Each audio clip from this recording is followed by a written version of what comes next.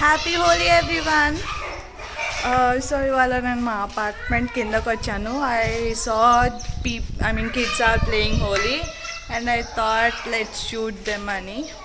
So ఇప్పుడు వాళ్ళని చూపిస్తాను. Let's go.